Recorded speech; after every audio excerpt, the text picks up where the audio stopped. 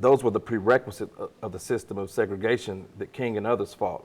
So even when Dr. Martin Luther King Jr. gave his I Have a Dream speech, he was making very explicit connections between what blacks experienced in slavery and what blacks were experiencing during the Jim Crow era. Because though the system was not legally called slavery, it was functioning in the same way.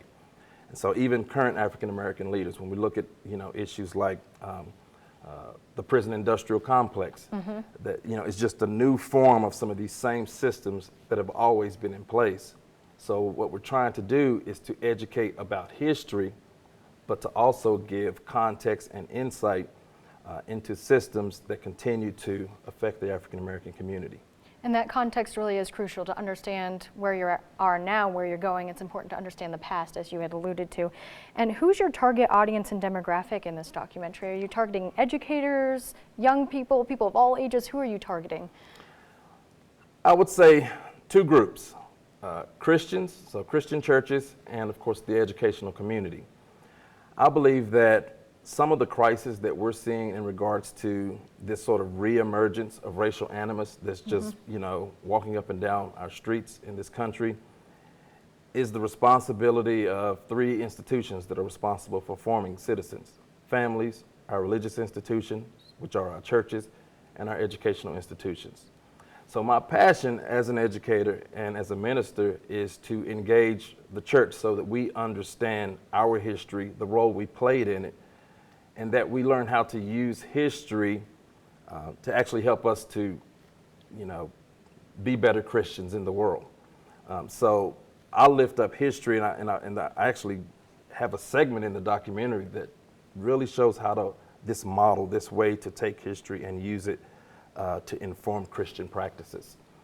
Practices like, empathy, listening to each other, and then also exploring ways that black and white Christians can work together. And this is why I call the documentary Slavery in Black and White, because this is our history. And as Christians, we like to pride ourselves as being America's a Christian nation. Then if we are, then we have a responsibility to do something about what was done and to establish a new trajectory for the next 400 years. And we can do it. We just need information and we need courage to face what was done. Great, and I want to let our viewers know that there's actually an event coming up at Bluefield College this month. So coming up, we'll tell you more about that event, and joining us will also be Pastor Travis Lowe, and Dr. Brogdon will be back for our last segment. Stay with us. We'll be right back.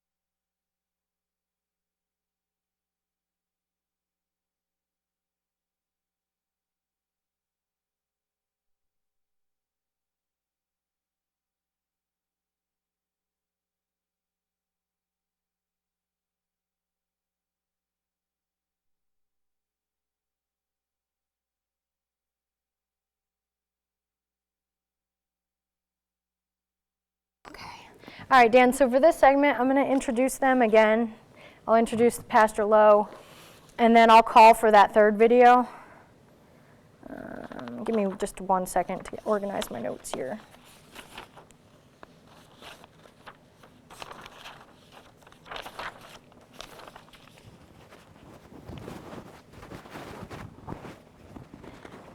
Mic check, Pastor Lowe. Mic check. Hello. Does that sound good? Yeah, you Hello, don't have hello. long hair or jewelry, so that'll Still help. on. I'm good. And mic check, Dr. Brogdon. Is that good?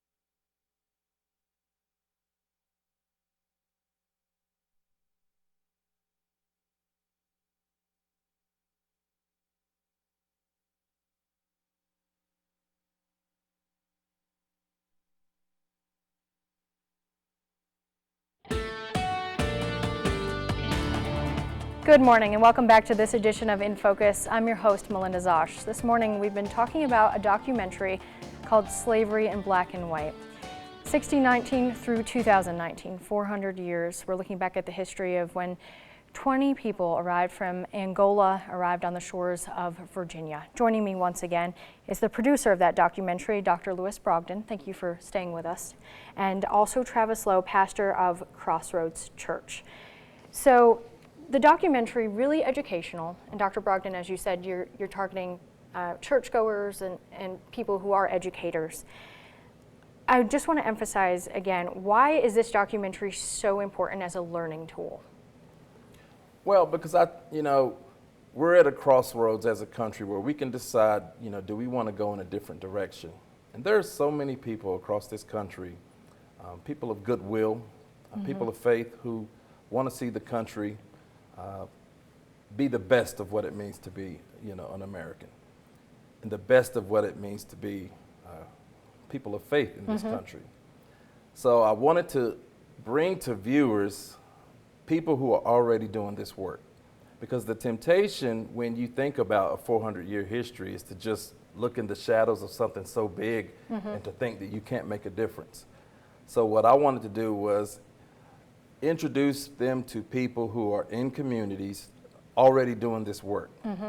Pastors, educators, community leaders, just great people of faith who inspired me as I'm sitting behind the camera, listening to them, learning more about what they're doing, and the explicit ways they make connections to this history, the way they then connect that with Christian beliefs and principles to say, this is why I'm doing what I'm doing, so that viewers come away from the documentary saying, I can do that. Right, and you actually interviewed some church leaders for your documentary, so I'd like to hear from them now.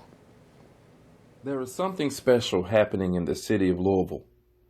Not only are African American leaders talking about the history of slavery and racism, leaders in white churches are doing it as well.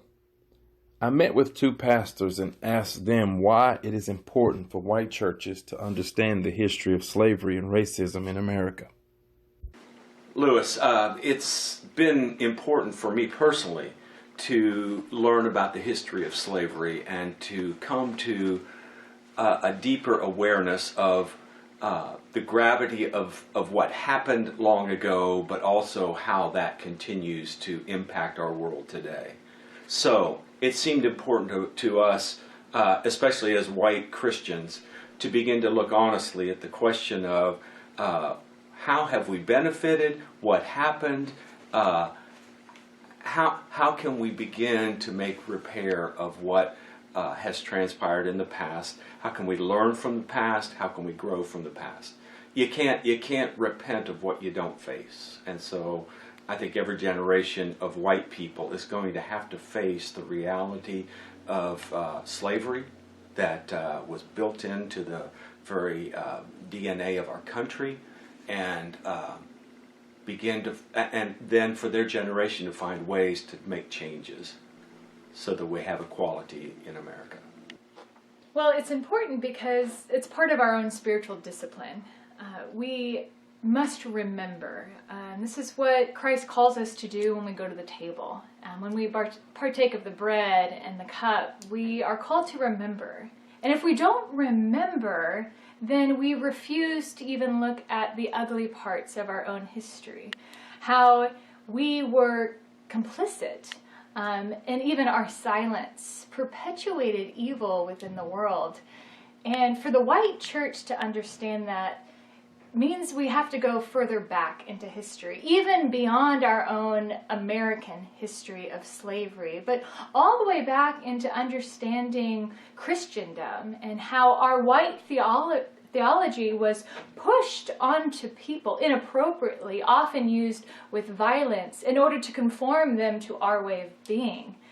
And this is rooted in bad theology, in bad language that has been twisted, where the church only sees God in one dimension. And that has gone on for centuries. And so I wonder if the white church was willing to even expand our language, our understanding of how God works in the world, then maybe our own hearts will be changed in the process.